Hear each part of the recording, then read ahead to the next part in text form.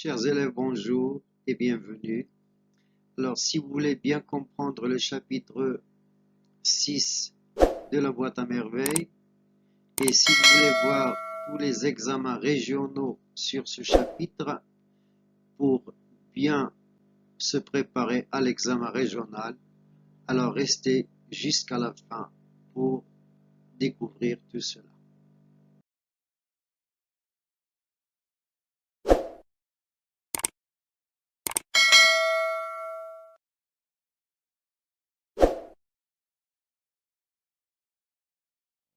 Et on commence par l'examen régional. Donc, on va commencer par l'examen régional de l'Académie de Meknès-Tefilel 2015, puis on va passer à l'examen régional de Bnim Lerchnefa 2020, et après l'examen régional de Glmim Oued-Noun 2016, et on termine par l'examen régional d'Oujda 2012. Et on commence tout de suite par la première épreuve. Alors, donc, c'est l'examen régional de l'Académie de Meknès 2015, et voilà le texte. Nous nous arrêtâmes devant une dizaine de magasins. Les marchands s'empressaient de nous montrer des piles de gilets de ma taille. Et m'enleva la djellaba, donc elle m'enleva la djellaba, m'essaya le gilet, me le boutonna jusqu'au cou, s'éloigna pour se rendre compte de l'effet, me fait signe de me tourner à droite, puis de tourner à gauche, mit un temps infini à le déboutonner. Donc boutonner, déboutonner, deux verbes contraires. On fit une boule qu'il fora brutalement entre les mains du marchand. Le boutiquier s'informa. Cet article te plaît-il? C'est le prix qui en décidera, répondit ma mère. Alors je prépare le paquet. Aux clients sérieux, je consens toujours un rabais. Ce gilet vendu couramment 5 réaux, je te le laisse pour 4 réaux seulement. Coupons court à toute discussion. Je t'en offre 2 réaux. Tu ne m'en offres pas le prix de revient. J'en fais le serment. Je ne le céderai pas à ce prix. Devrais-je mendier ce soir pour nourrir mes enfants? Le marchand avait fini par de plier le gilet soigneusement et cherchait un papier pour faire le paquet. Écoute, dit ma mère, je suis mère de famille, je m'occupe de ma maison, je n'ai guère le temps de marchander. Voudrais-tu me laisser ce gilet à 2 réaux un quart? Je fais ce sacrifice pour mon fils, qui aimerait tellement porter ce gilet, ce vêtement, le jour de la Shoah. Ce garçon me plaît, je ferai un effort en sa faveur. Donne-moi, donne-moi 3 réaux et demi. Le marchand tendit la main, il s'attendait à recevoir l'argent. Ma mère lui tourna le dos, me prit par le poignet et m'entraîna quelque part. Viens, me dit-elle, les gilets ne manquent pas à la Risaïa. Nous trouverons bien un boutiquier sérieux qui sache parler raisonnablement. Le marchand se mit à nous rappeler d'un ton pressant. Reviens là, donc. Le gilet plaît à cet enfant. Je te l'abandonnerai plutôt que de le priver du plaisir de le porter. Certes, les gilets ne manquent pas dans les boutiques de la Risaïa, mais pourras-tu vraiment en trouver de cette qualité? Admire avec quel soin ont été faites toutes les coutures. Regarde l'exécution des boutons. Prends ce gilet, paie-moi le prix que tu estimes raisonnable. Tu me parais être une shérifa pleine de baraka. Je te demanderai de ne pas m'oublier dans tes prières, afin que le prophète intercède en ma faveur le jour du jugement. Ma mère perdait la tête quand d'aventure quelqu'un la traitait de shérifa. Elle fouilla dans ses poches, sortit un chiffon noué plusieurs fois, s'acharna un bon moment à le dénouer. Elle tira 2 réaux et demi qu'elle allongea au marchand sans rien dire. Elle ne prit pas le temps d'écouter le boutiquier réclamer un supplément. Elle se saisit du paquet et m'entraîna. Voilà, c'était. Et on passe aux questions de compréhension. Première question, bien sûr, c'est Alors, relisez le texte et répondez aux questions suivantes. Ahmed Sfaoui est un écrivain marocain. Alors, quand et où il est né? Bien sûr, il est né en 1915 à Fès. Citez une de ses œuvres, autre que La Boîte à merveilles, c'est La Maison de servitude. Et quand est-il mort? Il est mort en 2004. Quel est le genre littéraire de La Boîte à merveilles d'Ahmed Sfaoui? Justifiez votre réponse. Alors, bien sûr, le genre, tout le monde le sait. Donc, c'est un roman autobiographique. La justification, vous avez le pronom personnel nous et vous avez l'adjectif possessif ma mère. Situez le texte en répondant aux questions suivantes. Alors, où se trouve la mère et son fils? Donc, Lella Zoubida et Sidi Mohamed se trouvent à la Qisariya, ou bien dans la Qisariya. À quelle occasion la mère souhaite-t-elle acheter un gilet à son fils? Bien sûr, à l'occasion de la fête de l'Ashura. Question suivante. Relevez deux arguments du boutiquier pour convaincre la mère d'acheter le gilet. Donc, il a utilisé énormément d'arguments. Premièrement, vous avez ce garçon me plaît, je ferai un effort en sa faveur. Ce gilet plaît à cet enfant, je te l'abandonnerai plutôt que de le priver du plaisir de le porter. Ou admire avec quel soin ont été faites toutes les coutures. 5. Quel est l'argument principal qui a pu convaincre la mère d'acheter le gilet? Je crois que tu me parais être une shérifa pleine de baraka. 6. Relevez dans le texte deux mots ou expressions du champ lexical du commerce. Vous avez magasin, vous avez marchand. Il y a énormément de mots. Alors, l'expression « je consens toujours un rabais » veut-elle dire « je baisse le prix »,« je garde le même prix »,« j'augmente le prix ». Bien sûr, la bonne réponse, c'est la première. C'est la première réponse « je baisse le prix ». Alors, elle mit un temps infini à le déboutonner. S'agit-il d'une comparaison, d'une hyperbole ou bien d'une personnification? La bonne réponse, bien sûr, c'est une hyperbole, car il y a le mot infini. À votre avis, lequel des deux sait-il discuter le prix? La mère ou le boutiquier? Justifiez votre réponse. Alors, c'est la question 9. Et donc, c'est une question d'opinion. À mon avis, Lella Zoubida est bonne en marchandage car elle a réussi à acheter le gilet à moitié prix. 10. La mère a-t-elle raison de discuter le prix avec le boutiquier? Justifiez votre réponse. Alors, personnellement, je vois que l'Elzoubida a raison de discuter le prix car les marchands, très souvent, refusent de fixer les prix. Donc, si les prix étaient fixés, donc l'Elzoubida n'aurait pas discuté ce prix. Alors, voilà donc la production écrite juste pour avoir une idée sur le sujet. Certains parents choisissent tout à la place de leur fils ou fille, vêtements, amis, études. Qu'en pensez-vous? À partir de vos lectures et de votre expérience personnelle, rédigez un texte dans lequel vous exprimez votre point de vue en vous appuyant sur des arguments convaincants. On passe à la deuxième épreuve, c'est l'examen régional de Bnimler-Neva. Et voilà le texte. Elle m'enleva la djellaba, m'essaya le gilet, me le boutonna jusqu'au bout, s'éloigna pour se rendre compte de l'effet, me fit signe de tourner à droite, puis de tourner à gauche, mit un temps infini à le déboutonner, en fit une boule qu'elle fourra brutalement entre les mains du marchand. Le boutiquier s'informa. Cet article te plaît-il? C'est le prix qu'on décidera, répondit ma mère. Alors je prépare le paquet. Au client sérieux, je consens toujours un rabais. Ce gilet vendu couramment 5 réaux, je te le laisse pour 4 réaux seulement. Coupons court à toute discussion, je t'en offre 2 réaux.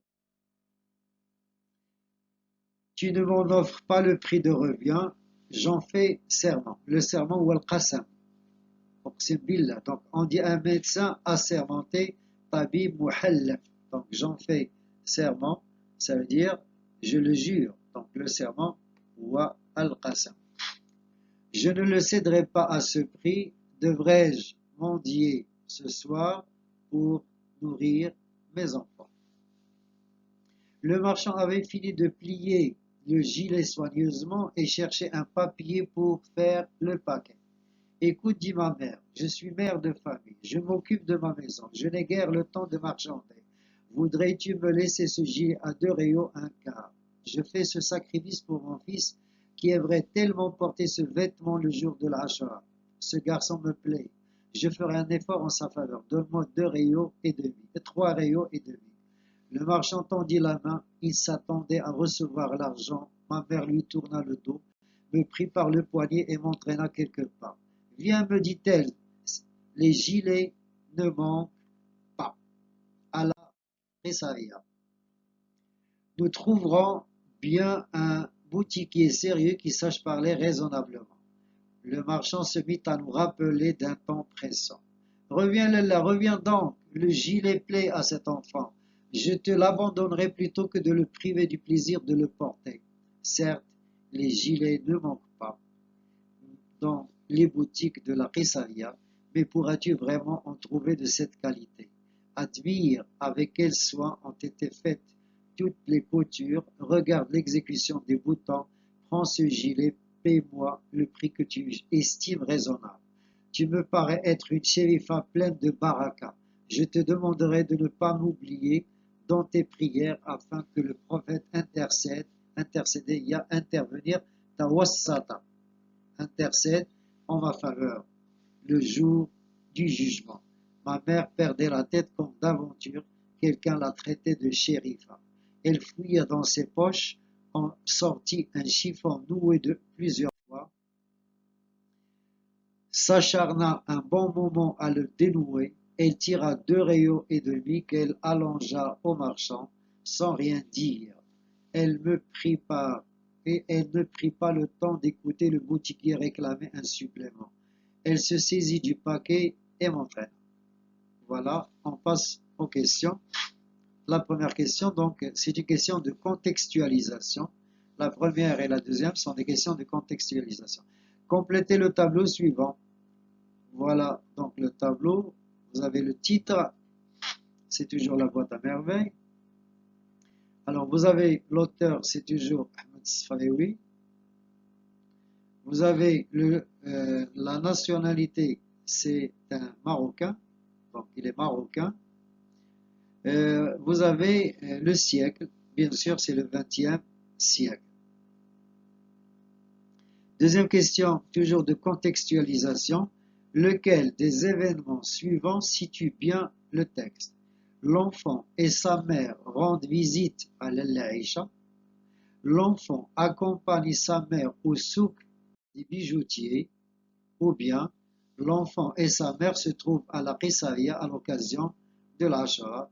Et bien sûr, la bonne réponse est la dernière. L'enfant et sa mère se trouvent à la Qissaria à l'occasion d'Ashura. Alors, on passe aux questions d'analyse. Première question d'analyse. Lisez le premier paragraphe et remettez en ordre les actions suivantes de la mère. Donc, la mère a entamé 4 actions. On doit les remettre en ordre. La mère prend du temps à juger le gilet. La mère essaye le gilet sur l'enfant. La mère remet le gilet au vendeur. Alors, donc la première, c'est la mère débarrasse l'enfant de son habit pour en essayer un autre. Donc, si Mohamed portait une djellaba grise, donc il doit enlever la djellaba grise. Elle essaye le gilet sur l'enfant. Elle prend du temps à juger le gilet et la mère remet le gilet au vendeur. Voilà l'ordre 1, 2, 3 et 4. Quel premier prix propose le marchand à la mère? Donc il lui a demandé 4 rayons. Donc le marchand propose comme prix 4 rayons. La mère accepte-t-elle ce prix? Bien sûr que non. Justifié. Coupons court à toute discussion, je t'en offre 2 rayons. Cinquième question. Je ne le céderai pas à ce prix. Devrais-je mendier ce soir pour nourrir mes enfants? Cela signifie j'accepte le prix, ou là, je ne le vends pas à ce prix, ou là, ce prix me permet de nourrir mes enfants. Donc, la bonne réponse, c'est je ne le vends pas à ce prix. Je ne le céderai pas à ce prix. Je ne le vends pas à ce prix. 6. Je suis mère de famille. Je m'occupe de ma maison. Je n'ai guère le temps de marchander. Dans cet énoncé, la figure de style est l'antithèse, la personnification via l'énumération. La bonne réponse, bien sûr, c'est l'énumération. Question B. Cette figure de style met-elle en valeur l'habileté ou la maladresse de la mère? Bien sûr, ce n'est pas la maladresse, mais plutôt l'habileté, l'intelligence de l'Elezouida. Question 7. Lisez le passage de Viens là à raisonnable. Le but du marchand est, donc le marchand a fait un long discours à l'Elezouida. Quel est son but? Est-ce que donc son but est de décrire uniquement son gilet, de montrer les qualités de sa marchandise, ou bien d'obliger la mère à acheter un autre gilet de la même marque? Bien sûr, la bonne réponse, c'est montrer les qualités de sa marchandise. Question suivante. La mère finit-elle par acheter le gilet à son fils? Est-ce que l'Elezouida a acheté le gilet à la fin? Bien sûr, oui. La justification. Alors, bien sûr, justifiée à partir du texte, elle se saisit du paquet et m'entraîne. Donc, elle vient d'acheter le gilet. On passe aux questions de réagir. La question 9 et 10. Alors, à votre avis, la mère possède-t-elle le savoir-faire d'acheter à bon prix? Justifiez votre réponse. Alors là, je peux répondre à partir de la question. Donc, je formule la réponse à partir de la question et j'ajoute tout simplement une justification. Regardez ce que ça va donner. À mon avis, l'Elezouida possède le savoir-faire d'acheter à bon prix car elle a acheté le gilet presque à moitié prix. 10. C'est la mère qui choisit ce gilet pour son enfant. Selon vous, doit-elle agir ainsi ou lui demander son avis? Justifiez votre réponse. Là aussi, c'est une question d'opinion. Et voilà une réponse possible. Personnellement, je trouve que les parents doivent faire participer leurs enfants dans le choix des habits pour leur apprendre à assumer leurs responsabilités. Et on termine par le sujet de la production écrite, juste pour avoir une idée. Alors, sur un forum internet dont le thème est goût vestimentaire, un jeune a posté le message suivant. Je suis très passionné par les jeans avec des trous au niveau des cuisses et des genoux. Partagez-vous ce choix. Rédigez un texte argumentatif dans lequel vous dites votre point de vue justifié à l'aide d'arguments et d'exemples pertinents. Et on passe au troisième examen, c'est l'examen régional de Glumi mois d'août 2016. Et voilà le texte. Nous quittâmes cette atmosphère de faste pour nous trouver dans le quartier des épices. Nous étions près de la Médersa à Tarin, cette belle maison où logent les étudiants, quand je rappelais à ma mère la satinette de l'El-Kenzala Chouafa. Ma mère me félicita d'avoir une si bonne mémoire. Elle rebroussa chemin. Alors, rebrousser chemin, c'est faire demi-tour. Le long de la ruelle, elle maudissait toutes les chouafas de la terre. Ces femmes calamiteuses qui ne manquaient aucune occasion de nous empoisonner la vie. Elle se demandait ce qu'elle avait bien pu faire de l'argent de cette maudite sorcière de Kenza qui pouvait, si elle le voulait, faire ses commissions elle-même. Elle se mit à l'angle d'une boutique, entreprit de minutieuses recherches, s'énerva, s'agita, lança de nouvelles imprécations contre la Chouafa et leurs acolytes, finit par retrouver l'argent au fond d'une poche de son cafetan. Ne nous tardâmes pas à trouver un marchand de satinettes. Sans discuter le prix, ma mère demanda un certain nombre de coudées. Elle le paya et nous partîmes enfin. La bonne humeur de ma mère avait disparu. Elle ne cessa pas de me gourmander. sans raison, sans raison jusqu'à l'arrivée chez nous. Elle remit à Lella Kenza sa satinette noire, lui rendit sa monnaie et monta l'escalier gémissant et soupirant à chaque marche. Rahma sortit sur le palier et nous invita dans sa chambre. Elle demanda à ma mère de lui montrer ses acquisitions. Les acquisitions, les achats, al-muqtanayat. La chambre de Rahma était de même dimension que la nôtre. Une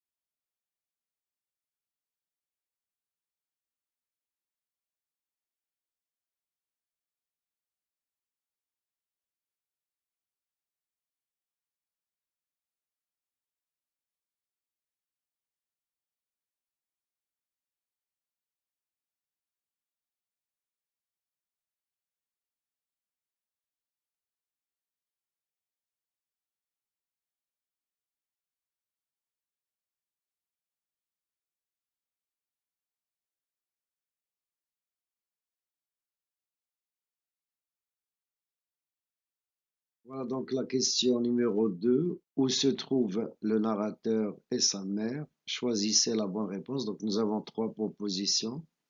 Est-ce qu'ils sont chez l'Aïcha, ou bien chez Sidi al-Arafi, ou bien à la Qisaya? La bonne réponse, bien sûr, c'est à la Qisaya. Pourquoi sont-ils allés à la Qisaya? Bien sûr, c'est pour acheter des habits neufs à Sidi Mohammed, à l'occasion de la fête de l'Ashara, bien sûr. Alors, question 3, répondez par vrai ou faux en justifiant vos réponses. La première, la chambre de Rahma est richement meublée. Cette phrase est fausse, bien sûr, et la justification, c'est la pièce meublée pauvrement de matelas bosselés et d'une natte de gens. B. Sidi Mohammed et sa mère ont eu une grande difficulté à trouver le vêtement que désirait la Chouafa. Bien sûr, c'est non, c'est faux. Alors, ne nous tarda pas à trouver un marchand de satinettes. Sans discuter le prix, ma mère demanda un certain nombre de coudées. Et la coudée, c'est une unité de mesure à partir de la main. 4. De quelle manière la mère du narrateur évoque-t-elle les voyantes? D'une manière valorisante ou bien dévalorisante? La bonne réponse, c'est d'une manière dévalorisante. Elle évoque les voyantes d'une manière dévalorisante. Relevez du texte deux termes qui justifient votre réponse, bien sûr. Il y a maudissée, il y a calamiteuse, il y a maudite sorcière. Alors, relevez du premier paragraphe du texte un discours indirect. Donc, c'est vrai, donc il y a une phrase de discours indirect, c'est celle-ci. Elle se demandait ce qu'elle avait bien pu faire de l'argent de cette maudite sorcière de Kenza, qui pouvait, si elle le voulait, faire ses commissions elle-même. Donc c'est le discours indirect. Relevé du texte, donc la comparaison, et la chambre de Rahma était de même dimension que la nôtre. Quel est le point commun ressemblance entre les deux éléments comparés? Bien sûr, ici c'est la dimension. Le point commun est la dimension. Question suivante. Relevez du premier paragraphe un nom qui signifie souhait de malheur. Donc un nom qui signifie lorsqu'on souhaite le malheur à quelqu'un, bien sûr c'est le mot imprécation. 8. Relever du texte une subordonnée relative. Bien sûr, la subordonnée relative ici, c'est nous étions près de la Médersa Attarin, cette belle maison où logent les étudiants. Donc là, il y a une subordonnée relative. Alors, déterminer le pronom relatif employé. Alors, donc, le pronom personnel, le pronom relatif ici, c'est où. Il y a d'autres pronoms relatifs, bien sûr, qu'on doit connaître. Il y a le pronom relatif qui, que, dont. Mais dans cette phrase, il y a le pronom relatif où. Alors, pour la question 9, trouvez-vous du plaisir à faire vos achats dans un souk, marché populaire? Justifiez votre réponse par un argument. Voilà une réponse possible. Alors, personnellement, j'aime beaucoup faire mes achats dans les souks car je me sens vivre au milieu des gens simples et modestes. 10. Les chouafas ne font qu'arnaquer et voler les gens naïfs, simples d'esprit. Partagez-vous cette affirmation, justifiez votre réponse par un argument. Voilà donc une réponse possible. Effectivement, les gens qui consultent les chouafas sont des gens crédules et naïfs qui croient ces escrocs, même si la société a beaucoup et l'ignorance a beaucoup évolué et l'ignorance a connu un grand recul. Donc, je répète, effectivement, les gens qui consultent les chouafas sont des gens crédules et naïfs qui croient ces escrocs, même si la société a beaucoup évolué et l'ignorance a connu un grand recul. Et on passe à la production écrite, juste pour avoir une idée sur comment ça se passe avec la production écrite. Regardez le sujet, on va juste le lire. Pour certains, les amis virtuels rencontrés sur les réseaux sociaux Facebook, Twitter sont plus fidèles et plus serviables que les amis réels qu'on fréquente dans la réalité. Partagez-vous cette affirmation, exprimez votre point de vue dans un texte argumentatif cohérent. Donc, c'est l'amitié sur les réseaux sociaux. Et on passe à la dernière évaluation, à la dernière épreuve, c'est l'examen régional de Oujda 2012. Alors, voilà donc le texte. Quelqu'un sur la terrasse se mit à chanter. Des lambeaux d'une cantilène mollement balancés par le souffle du printemps naissant parvenaient jusqu'à nous. Ma mère s'arrêta de mastiquer, tendit l'oreille, la voix s'éloigna. Un instant après, elle éclata en jets de lumière, chaude, enivrante et nostalgique, comme une bouffée d'encens. Ma mère alla se pencher à la fenêtre. Elle appela. Fatma Bziouia, sais-tu qui chante ainsi? Lalla Khadija, la femme de l'oncle Uthman. Je ne comprends pas qu'elle manifeste tant de gaieté alors qu'elle a épousé un vieillard qui pourrait être son père. Elle n'est pas malheureuse. Alors là, c'est une litote. Ça veut dire elle est très heureuse. L'oncle Uthman fait ses 4 volontés. Il la traite comme sa fille. Et elle, comment elle le traite? Le traite-t-elle? Nos voisines partirent d'un grand rire. Moi, je sais comment elle le traite. La vieille Barca, l'ancienne esclave de l'oncle Uthman, m'a raconté une histoire fort amusante. Elle est trop longue pour que je vous la répète, répartit Ahma. Raconte-la, raconte-la, demandèrent toutes les femmes d'une seule voix. Ahma se fit prier un moment, puis elle commença. Vous connaissez l'oncle Uthman, un homme qui a vu des temps meilleurs. Ses parents lui laissèrent à leur mort une grosse fortune. Il eut une jeunesse dissipée et mangea capital et bénéfices. Il ne lui resta que la petite maison qui s'appuie à la nôtre. Fidèle, Mbarka partagea la bonne et la mauvaise fortune. Uthman s'était marié plusieurs fois, mais aucune de ses épouses successives n'avait su en faire vraiment la conquête. La Khadija seule réussit à le dominer, à le faire manger dans le creux de sa main comme un agneau. Il est vrai que Khadija, si elle n'a pas de fortune, possède au moins la jeunesse et le charme. Patientez, j'en arrive à mon histoire. J'allais me pencher à la fenêtre aux côtés de ma mère.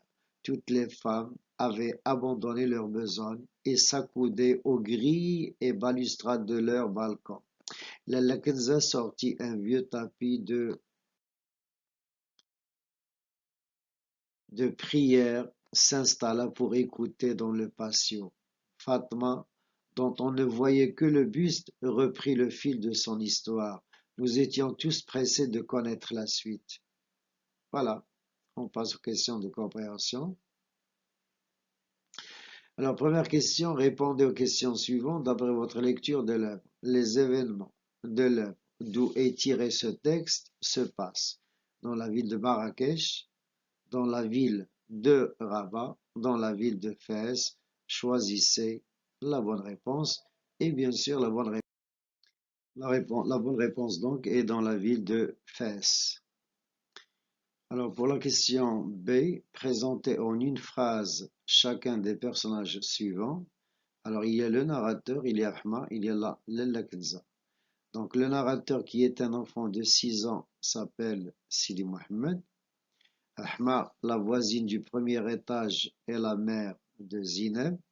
Ou Lalla Kenza qui habite le rez-de-chaussée est une voyante. Voilà donc la présentation des 3 personnages. Pourquoi la mère du narrateur s'est-elle arrêtée de mastiquer? Bien sûr, c'est pour bien entendre, car quelqu'un était en train de chanter. Donc, elle a arrêté de mastiquer pour bien entendre.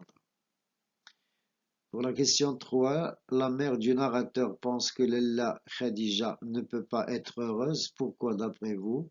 Tout simplement parce qu'elle est mariée à un vieux. Donc la mère du narrateur pense que Lella Khadija ne peut pas être heureuse car elle est mariée à un homme vieux. 4. Ahma se fit prier un moment veut dire. Donc on a des propositions. Est-ce que c'est A? Donc Ahma fit la prière devant ses voisines avant de se mettre à raconter. Ou bien Ahma pria ses voisines de ne pas l'obliger à raconter, ou bien la Ahma laissa ses voisines répéter leurs demandes avant de se mettre à raconter. Et la bonne réponse, bien sûr, c'est la dernière. Ahma laissa ses voisines répéter leurs demandes avant de se mettre à raconter. 5. Relevez dans le texte 2 énoncés mettant en valeur Lalla Khadija. Alors, vous avez Lalla Khadija seule réussit à le dominer, à le faire manger dans le creux de sa main comme un agneau. Donc, Lalla Khadija seule réussit à le dominer. La deuxième, elle possède au moins la jeunesse et le charme. Donc, elle est belle et charmante. Question B, 2 énoncés dévalorisant Siatman. Donc, bien sûr, on a valorisé Khadija et on a dévalorisé l'oncle Atman. Alors, les phrases qui le dévalorisent, il eut une jeunesse dissipée et mangea capital et bénéfice. Ou la deuxième, le faire manger dans le creux de sa main comme un agneau. Alors, c'est un énoncé montrant qui des deux domine l'autre. شكون اللي مسيطر على الآخر. Bien sûr, c'est Khadija. La Khadija seule réussit à le dominer, à le faire manger dans le creux de sa main comme un agneau.